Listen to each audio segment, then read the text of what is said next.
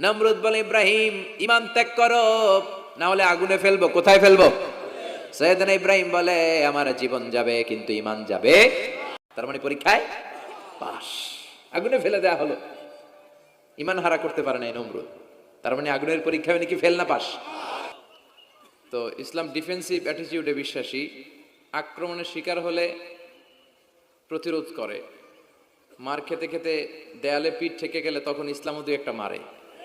কথা কন। কিন্তু শুরুতে ইসলাম আক্রমণ করে না। বিষ্ণু ঈসা ইসলাম যত রাজা বাদশাদের কাছে চিঠি পাঠিয়েছেন, উনি লিখে দিয়েছেন, আসলিম তাসলাম, ইসলাম মানো, তোমার শান্তি দিবে কে? ইসলামের ভেতরে শান্তি আছে না নাই? গোটা বিশ্বব্যাপী এখন ইসলামের গণজোয়ার। কথা বলেন।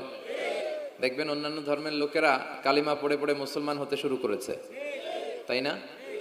তো যে ধর্মের দায়িত্ব নিয়েছেন এক আল্লাহ, যে ধর্মের